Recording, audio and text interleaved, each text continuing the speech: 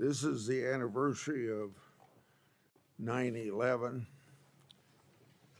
I thought I'd remind my colleagues that maybe weren't here, a couple things I remember about it.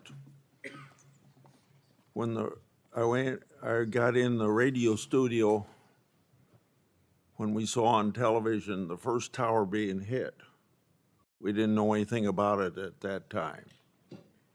I came back to the radio studio a half hour for another program that I've done every Tuesday in the last 30 years, and still didn't know. And when I walked out of the radio studio, and this is before the visitor center was set up, so it was in an entirely different location. Somebody said, some lady that worked there said, Senator Grassley, you got to be very careful. Something bad happened at the or the Pentagon. Then I went to my Capitol office, and within 5 minutes, a policeman knocked on the door and said, you got to get out of here right away. So let me say good morning to everybody. And as I just said, before we begin, take a moment to reflect. Today's the 24th anniversary of September the 11th, 2001 terrorist attack on our country. I think it's fitting, before we engage in debate of our political disagreements of the day, to remember the tragedy and recall how it united us as American people in our resolve against those who inflict violence against our political ends. Tragically, we have another reason to reflect on this same topic, because yesterday Charlie Kirk was assassinated while speaking at Utah Valley University. I'm sure we're all praying for Charlie and his family, although we don't know all the details about the shooting, the motive, or that motive. It's a horrible reminder that acts of political terrorism and violence are something that we must resolve to oppose every day. On today's agenda, we have listed the nominations of Joshua Dunlap and Eric Tung to be circuit judges, William Mercer and Stephen Chad Meredith to be district judges, and the nominations of 18 individuals to be U.S. attorneys. We'll hold over the nomination of Scott Leary to be U.S. attorney for the Northern District of Mississippi, and we'll consider him at a later date. The nominees that we're considering today are well qualified for their roles, and I look forward to supporting them. I encourage my colleagues to do the same. Before we turn to the agenda, I'd like to address the ongoing obstruction of executive branch employees in the United States Senate. Historically, the consideration of U.S. attorneys has been a routine and bipartisan exercise, both in committee and on the Senate floor. These men and women have answered the call to public service and are needed to uphold the public safety in their communities.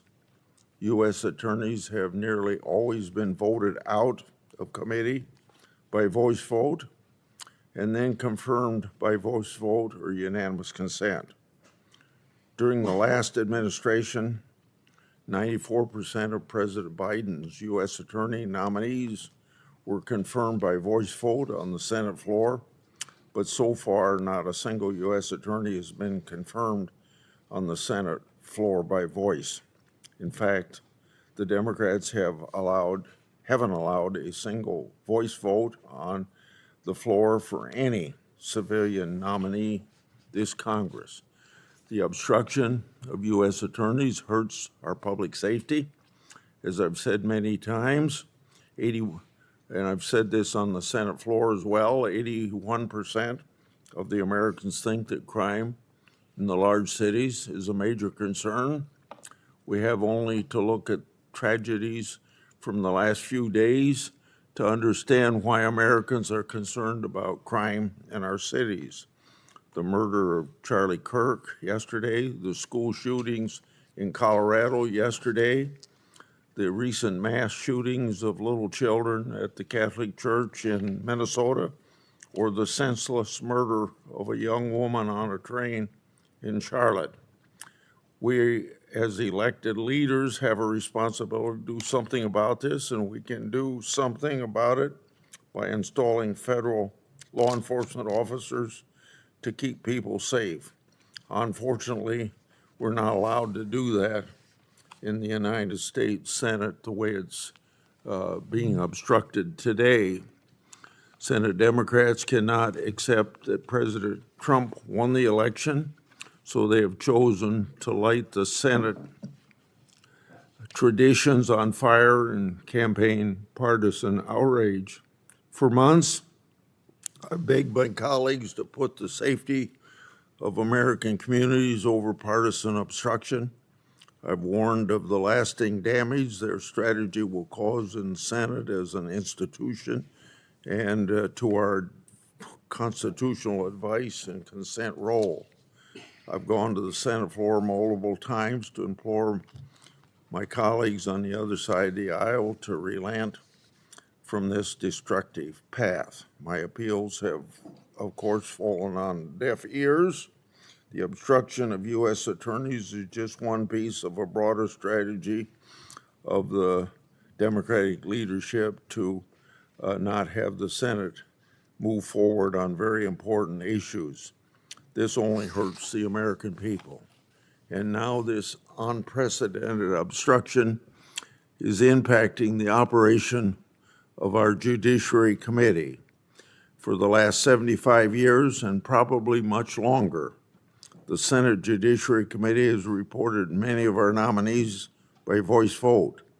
This is an efficient, cooperative way to process nominations, is generally appreciated by both the majority and minority caucuses. Under my chairmanship of this committee, we have only taken voice votes with the explicit consent of the ranking member, and never when an objection has been raised when we didn't understand fully what all the minority members of this committee wanted to do. So when I recently heard that some of our non-controversial U.S. attorneys who were reported by voice vote might be challenged, I made a simple request. I went to the floor and asked my colleagues to honor the validity of our voice votes and our long-standing bipartisan practice. I was sincerely disappointed when Senator Schumer objected to my request and ruined this long-standing tradition. This was nothing more than an act of destructive partisanship because of his decision, like so many of his other decisions since 2003. Another Senate norm has been broken, and today we're forced to vote again on 10 U.S. attorneys that we've already voted on. This pattern of unrelenting partisan obstruction needs to end. We tried to end it by negotiations, but now we must end it by rule change. The American people deserve a functioning executive branch. They deserve a Senate-confirmed law enforcement officers. They deserve a functioning Senate. If Leader Schumer and the Democrats won't agree to give that to the American people, then we must take decisive action, and we will. As a final note, I have to say about my friend Senator Durbin, the ranking member, he and I have good relationships, even despite our political differences of views on legislative issues. I appreciate that we try to work together where we can, and that we respectfully disagree when we can't work together. I'm disappointed that our cooperation in the management of this committee and as chairman and ranking member wasn't respected by Senator Schumer. Senator Durbin. Thank you, Chairman Grassley. Let me personally thank you for your closing remarks in terms of our relationship. I would repeat them to a word. I want to continue to have that relationship.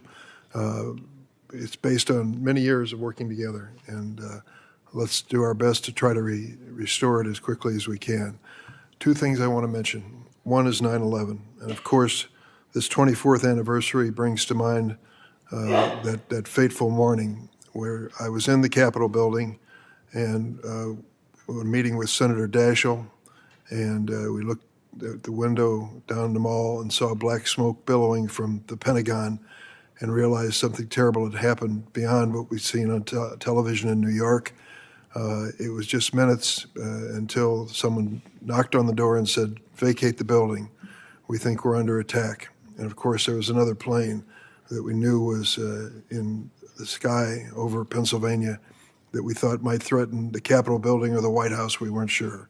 But we literally believed our lives were at risk at that moment. Everybody vacated the Capitol building, stood out on the lawn, and didn't know which way to turn. Tourists came up to me because I had a tie on and said, "Do you work here? Where are we supposed to go?" There was no place to go. Thankfully, today, 24 years later, there's a much different attitude toward security and safety on Capitol Hill. But even more important, as far as I'm concerned, was what happened that night when members of the Senate and House, Democrats and Republicans, spontaneously gathered together on the steps of the Capitol and sang "God Bless America." It was a moment I'll never forget because it really reflected an effort to bring this nation together at a time when there was no other way to really solve this problem.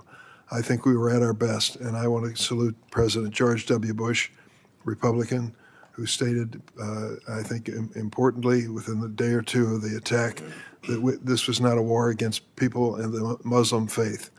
It was a faith of peace, as he said, and the people who would corrupt it, as they did on 9/11, should not be allowed to define that religion.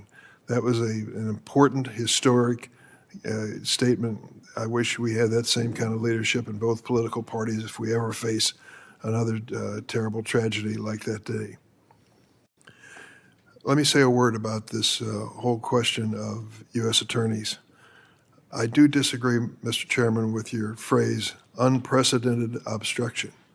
That's what you've characterized the current situation on the calendar. Unprecedented, of course, speaks for itself, that it's never happened before. Let me call to mind that in April 2021, Senator Tom Cotton of Arkansas, then a member of this committee, announced that he would block U.S. attorney nominees on the floor from any state represented by a Democrat on this committee. He held these nominees for 8 months. Senator Cotton finally lifted his hold in December of 2021, only to block U.S. attorneys on the floor again for months beginning in February of 2022. But the one that most of us remember was much more current, and that was when then Senator Vance, now Vice President, announced that he was going to grind the Department of Justice to a halt by requiring long roll calls on every U.S. attorney nominee of Joseph Biden. At that point, we had approved 68 of the 93 U.S. attorney positions in the Biden administration, and that was the end of it. Over an 18-month period of time, Senator Vance held to that position that he would not allow a U.S. attorney to be considered by voice vote or a unanimous vote on the floor. Keep in mind that when President Trump went through his first term in office, every one of his U.S. attorney positions was filled by a voice vote, every one of them. Under Biden, 68 out of 93, and then the Vance approach, which stopped us cold. So to say that holding U.S. attorneys on the calendar is unprecedented, it was done twice by members that we know personally, and that's what we're dealing with now. I don't blame you for that at all. You and I have talked about that, and I think I can safely relay our conversation. We knew that this was going to create a terrible situation sometime in the future, and it has. The good news is, I hope, a conversation I had this morning with one of my colleagues, there is a conversation underway to try to find a bipartisan way out of this mess. That is the best outcome we could hope for, if we can come together in both political parties and agree on moving forward. To have this imposed by a nuclear option I don't believe is the best way to go, and I've been through that several times. It always comes back to haunt the party that moved it, and that would happen in this situation, I'm afraid, too. So I haven't given up. I hope we can find some bipartisan approach to this, and I hope that we can return to the comedy which used to characterize this committee. Thank you, Mr. Chairman. Thank you. I'd entertain other speakers while we're waiting for people to get here so we can process these nominees. Senator Brett. So, Mr. Chairman, I have a question. So you're saying the agreement that you two came to actually allow these to go by voice vote on the floor, that Senator Durbin still stands by that, but Senator Schumer is the one that won't allow that to happen? I can't speak for Senator Durbin, but there. Well, can we get clarification on that? Well, let me finish. Yes, sir. I just say he and I set out, from my point of view, what was reasonable, at least for 6 of our people that are voted out of committee. And we went to the Senate floor with that in mind. Now, I'll have to let you speak to the rest of her question. We were talking about agreeing to voice vote in the committee, and No, sir, I'm on the floor. on the floor, Senator She's Grassley, referring to our discussion. our discussion on several of them was that I would approve those. I'm not going to object to them. I can't stop any other colleagues from raising that question or that issue on the floor. But in terms of Senator Grassley, on at least 3 of these nominees, I agree that I would not object. So then the objection is coming from Senator Schumer? I think it's. Let me answer that question. Okay. Yeah, it came from Senator Schumer. Well, it did, but let me also say that we were at a point where the nuclear option had been announced, and Well, we've been doing this for 8, now 9 months, so. I think my impression, having been around here for a few months, is that it takes a looming deadline for people to finally spring into action. Let's hope that happens this morning. Okay. We can't move forward until we get more members here, and particularly on our side. Do we know about our membership? Our membership is on the way. Mr. Chairman, it might be convenient to Go the ahead, committee if I Senator were to Whitehouse. speak for a few minutes with Yes, respect please to do. a nominee, Joshua Dunlap, who we will be considering today. He's a nominee to the First Circuit Court of Appeals, which includes Rhode Island. We've had a good record, particularly working with Senator Graham when he was in your chair, sir, of working effectively on First Circuit nominees. In this case, this is a nominee who is only supported by one of Maine's 2 senators.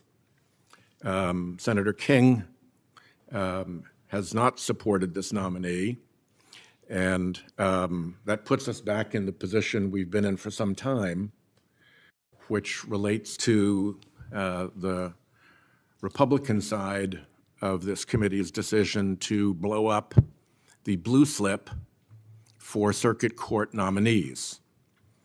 When that happened, I over and over again, as I think you'll recall, Senator Grassley, expressed my warning that this was going to be bad for the committee and bad for the Senate, and that when the shoe was on the other foot and we applied the same new rule that Republicans had created, there would be anger and frustration on the Republican side.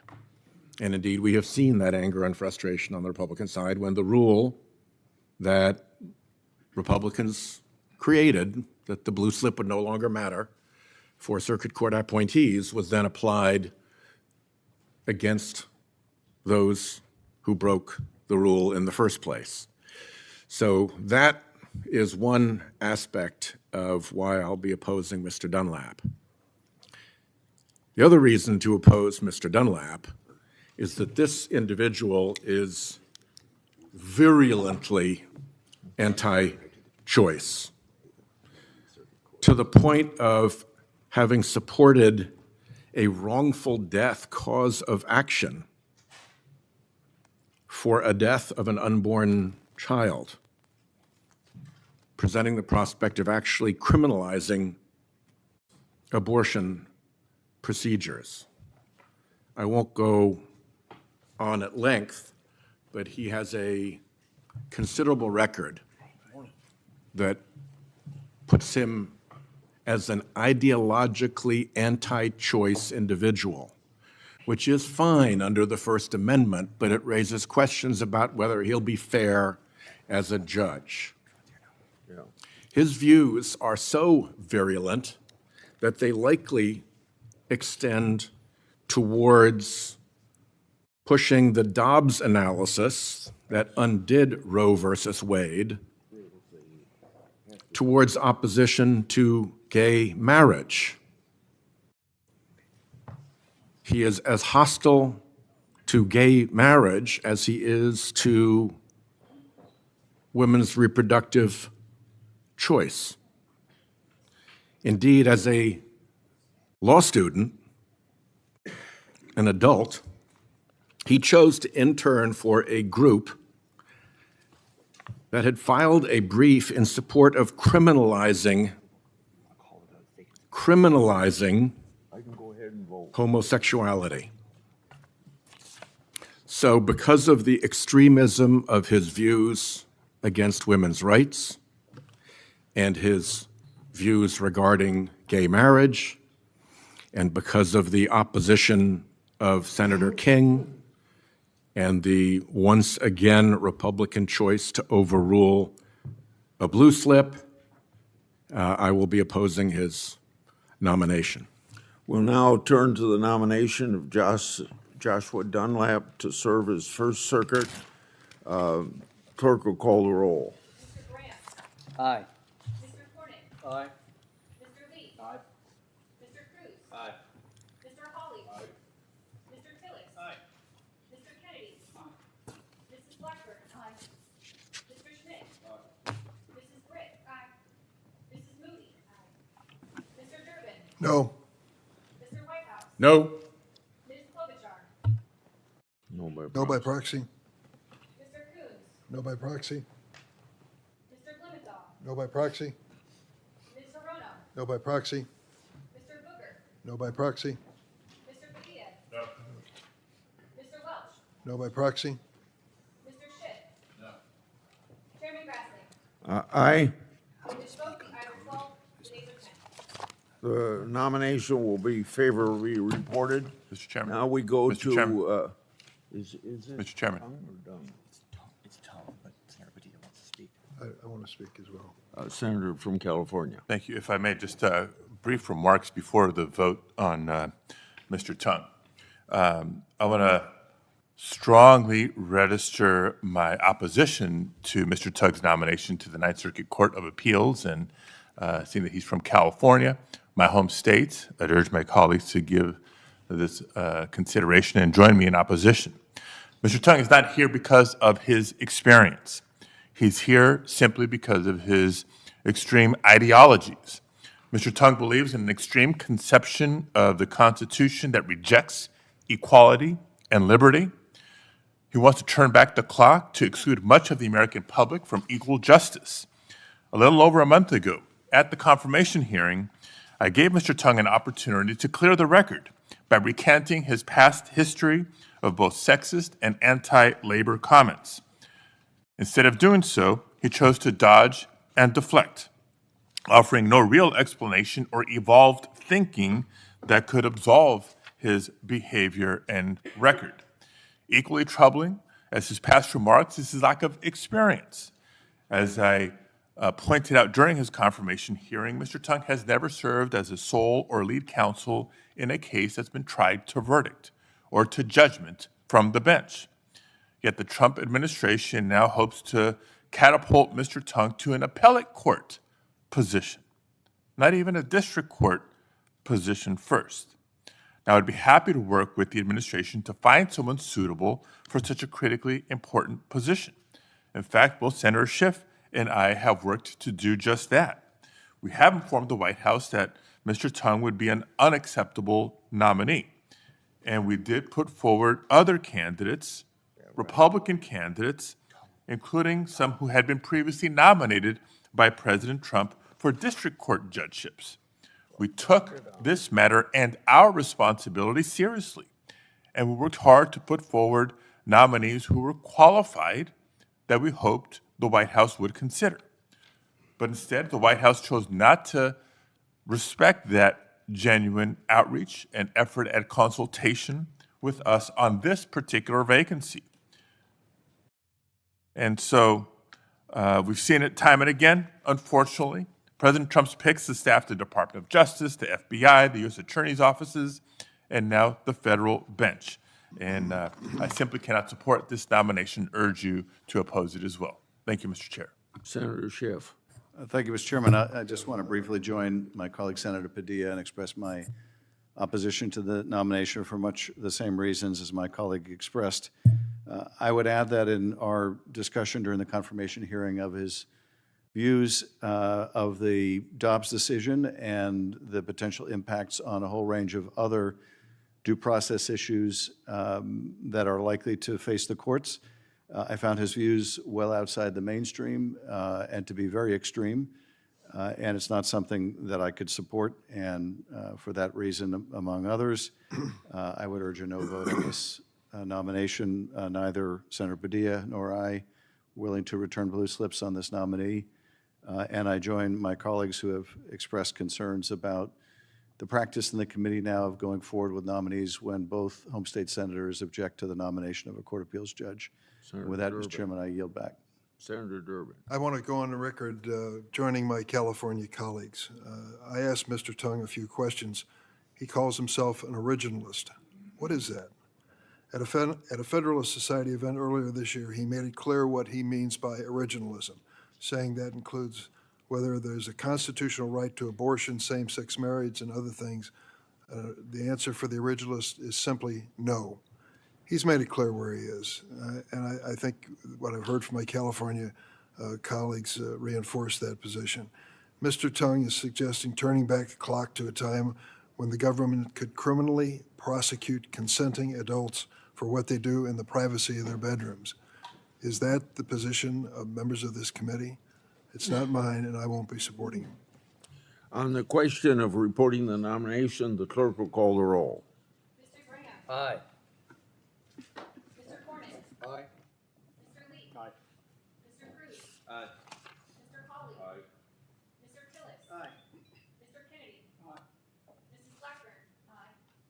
Mr. Schmidt. Aye. Mrs. Britt. Aye. Mrs. Moody. Aye. Mr. Durbin. No? Mr. Whitehouse. No. Ms. Klobuchar. No by proxy? Mr. Jones. No by proxy? Mr. Blumenthal. No. Ms. Hirono. No by proxy? Mr. Booker. No by proxy? Mr. Padilla. No. Mr. Welch. No by proxy? Mr. Schiff. No. Chairman Grassley. Aye. On this vote, the ayes are 12, the nays are 10. The nomination will be favorably reported. Now we go to the nomination of William Mercer for the District of Montana. Go ahead. Mr. Chairman, I oppose this nomination. He has demonstrated he is unable to be a neutral arbiter on the federal bench. While serving as a member of the Montana House of Representatives, Mr. Mercer opposed a bill designed to end Montana's 3-year statute of limitations for civil lawsuits by sexual abuse victims. He said that eliminating the statute of limitations was a very bad idea. Victims disagree, calling changes to the bill he proposed a, quote, total sellout in favor of child molesters and insurance companies. While serving as U.S. Attorney for the District of Montana, Mr. Mercer was scolded by a federal judge for, quote, pursuing statistics rather than justice. I'm troubled by several aspects of his career, and I'll be voting no. On this nomination, the clerk will call the roll. Mr. Graham. Aye. Mr. Cornyn. Aye. Mr. Lee. Aye. Mr. Cruz. Aye. Mr. Hawley. Mr. Tillis. Mr. Kennedy. Mrs. Blackburn. Mr. Schmidt. Mrs. Britt. Mrs. Moody. Mr. Durbin. No? Mr. No. Ms. Klobuchar. No by proxy? Mr. Coons. No by proxy? Mr. Blumenthal. No. Ms. Hirono. No by proxy? Mr. Booker. No by proxy? Mr. Padilla. No. Mr. Welch. No by proxy? Mr. Schiff. No. Chairman Grassley. Aye. On this vote, the ayes are 12, the nays are 10. The nomination will be favorably reported. Now the nomination of Stephen Meredith, Eastern District of Kentucky. Mr. Chairman, Yes. I'll be opposing this nomination. Mr.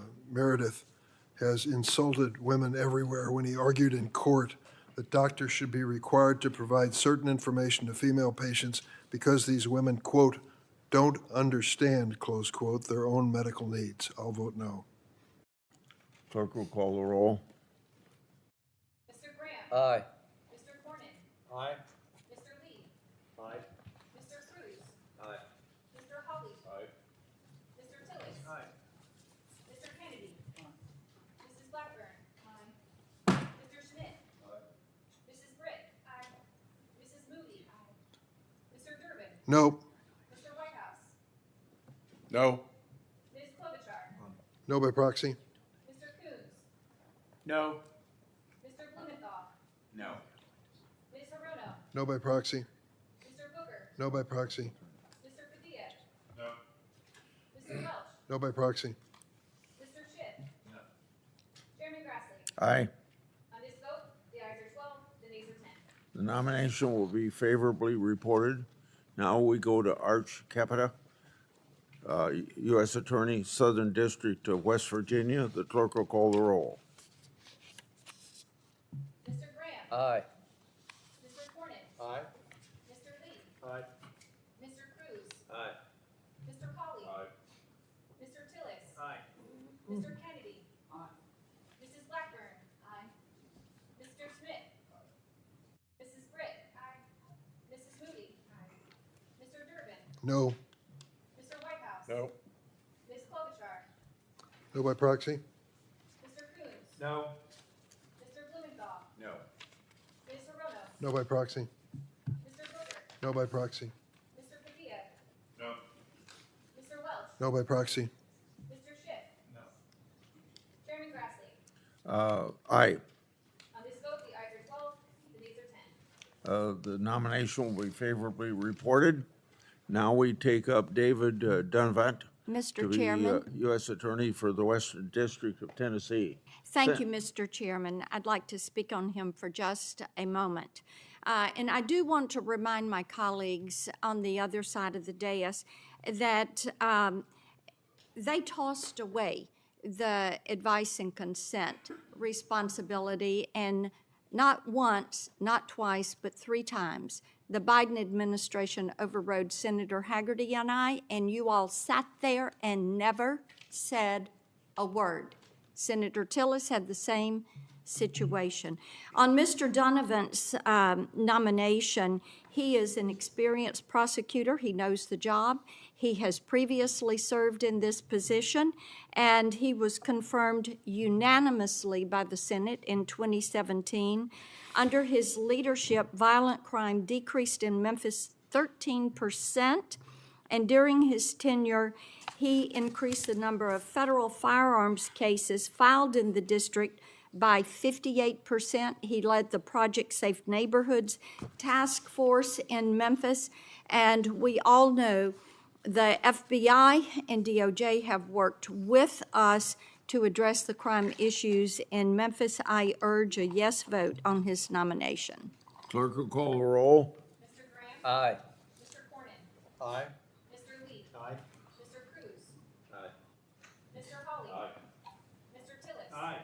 Mr. Kennedy. Mrs. Blackburn. Aye. Mr. Schmidt. Aye. Mrs. Britt. Aye. Mrs. Moody. Aye. Mr. Durbin. Aye. Mr. Whitehouse. No. Mrs. Klobuchar. Aye by proxy? Mr. Coons. Aye. Mr. Blumenthal. No. Ms. Hirono. No by proxy? Mr. Booker. No by proxy? Mr. Padilla. No. Mr. Welch. No by proxy? Mr. Schiff. No. Aye. On this vote, the ayes are 15, the nays are 7. The nomination will be favorably reported. Now Matthew Harvey, Northern District, West Virginia. The clerk will call the roll. Mr. Graham. Aye. Mr. Cornyn. Aye. Mr. Lee. Aye. Mr. Cruz. Aye. Mr. Hawley. Mr. Tillis. Aye. Mr. Kennedy. Mrs. Blackburn. Aye. Mr. Schmidt. Aye. Mrs. Britt. Aye. Mrs. Moody. Aye. Mr. Durbin. Aye. Mr. Whitehouse. No. Ms. Klobuchar. Aye by proxy? Mr. Coons. Aye. Mr. Blumenthal. No. Ms. Arona. Aye by proxy? Mr. Booker. No by proxy? Mr. Padilla. No. Mr. Welch. Aye by proxy? Mr. Schiff. No. Chairman Grassley. Aye. On this vote, the ayes are 17, the nays are 5. The nomination will be favorably reported. Now we go to John Heekin for the Northern District of Florida. Clerk will call the roll. Mr. Graham. Aye. Mr. Cornyn. Aye. Mr. Lee. Aye. Mr. Cruz. Aye. Mr. Hawley. Aye. Mr. Tillis. Aye. Mr. Kennedy. Mrs. Blackburn. Aye. Mr. Schmidt. Aye. Mrs. Britt. Aye. Mrs. Moody. Aye. Mr. Durbin. No. Mr. Whitehouse. No. Ms. Klobuchar. No by proxy? Mr. Coons. No. Mr. Blumenthal. No. Ms. Arona. No by proxy? Mr. Booker. No by proxy? Mr. Padilla. No. Mr. Welch. No by proxy? Mr. Schiff. No. Chairman Grassley. Aye. On this vote, the ayes are 12, the nays are 10. This nomination will be favorably reported. Now Leif Olson for the U.S. Attorney for the Northern District of Iowa. Clerk will call the roll. Mr. Graham. Aye. Mr. Cornyn. Aye. Mr. Lee. Aye. Mr. Cruz. Aye. Mr. Hawley. Aye. Mr. Tillis. Aye. Mr. Kennedy. Nay. Oh, I'm sorry. Yes. Mrs. Blackburn. Aye. Mr. Schmidt. Aye. Mrs. Britt. Aye. Mrs. Moody. Aye. Mr. Durbin. No. Mr. Whitehouse. No. Ms. Klobuchar. No. Mr. Coons. No. Mr. Blumenthal. No. Ms. Arona. No by proxy? Mr. Booker. No by proxy? Mr. Padilla. No by proxy? Mr. Welch. No by proxy? Mr. Schiff. No. Chairman Grassley. Aye. On this vote, the ayes are 12, the nays are 10. The nomination will be favorably reported. Now Adam Sleeper, U.S. Attorney, District of the Virgin Islands. Clerk will call the roll. Mr. Graham. Aye. Mr. Cornyn. Aye. Mr. Lee. Aye. Mr. Cruz. Aye. Mr. Hawley. Aye. Mr. Tillis. Aye. Mr. Kennedy. Aye. Mrs. Blackburn. Aye. Mr. Schmidt. Aye.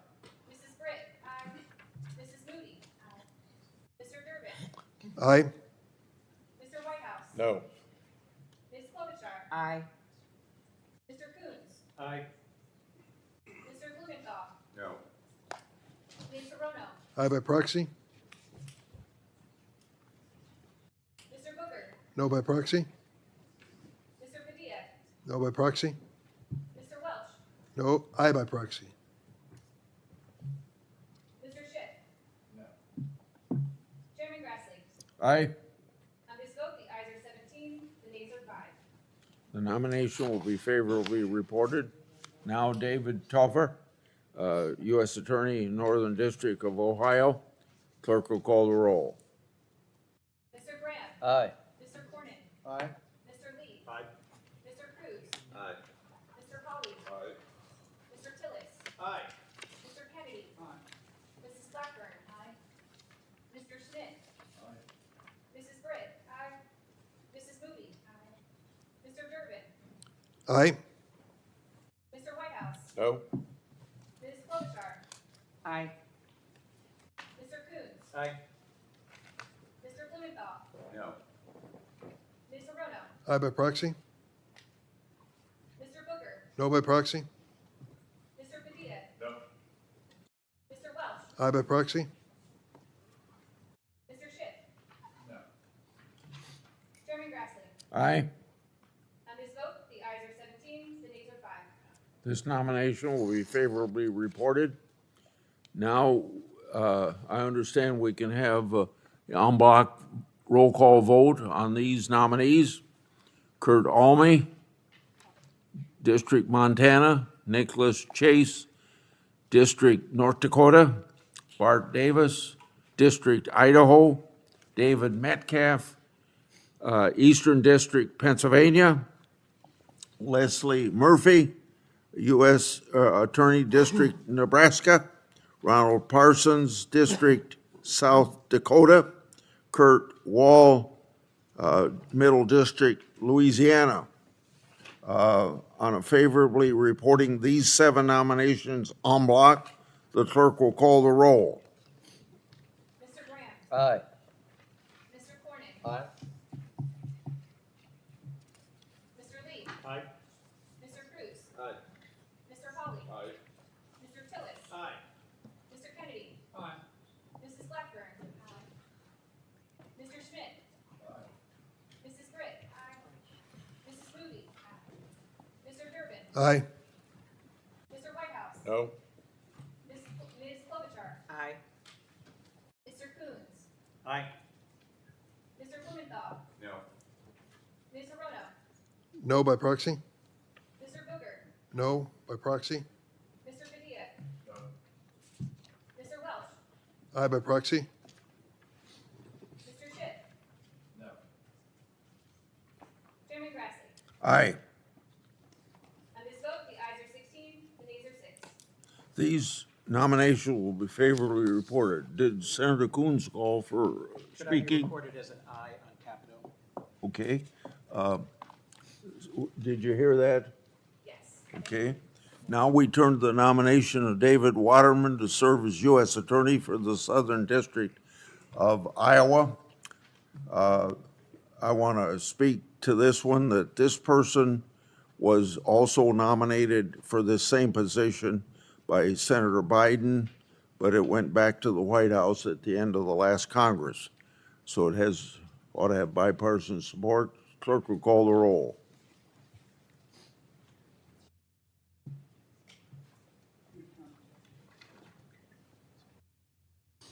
Mr. Graham? Aye. Mr. Cornick? Aye. Mr. Lee? Aye. Mr. Cruz? Aye. Mr. Hawley? Aye. Mr. Tillis? Mr. Kennedy? Mrs. Blackburn? Mr. Schmidt? Mrs. Britt? Mrs. Moody? Mr. Durbin? Aye. Mr. Whitehouse? Aye. Ms. Klobuchar? Aye. Mr. Coons? Aye. Mr. Blumenthal? No. Ms. Hirono? Aye by proxy? Mr. Booker? No by proxy? Mr. Padilla? No. Mr. Welch? Aye by proxy? Mr. Schiff? Chairman Grassley? Aye. On this vote, the ayes are 19, the nays are 3. Yeah. Senator Padilla changes his vote to aye. Thank you, Senator Padilla. 20, the nays are 2. It'll be, Waterman is favorably reported. Now we go to David Rosen. Daniel. Clerk will call the roll. Mr. Graham? Aye. Mr. Cornick? Aye. Mr. Lee? Aye. Mr. Cruz? Aye. Mr. Hawley? Mr. Tillis? Aye. Mr. Kennedy? Mrs. Blackburn? Mr. Schmidt? Mrs. Britt? Mrs. Moody? Mr. Durbin? Aye. Mr. Whitehouse? Aye.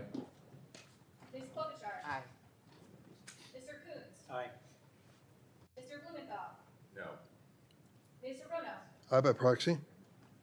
Mr. Booker? No by proxy? Mr. Padilla? Mr. Welch? Aye by proxy?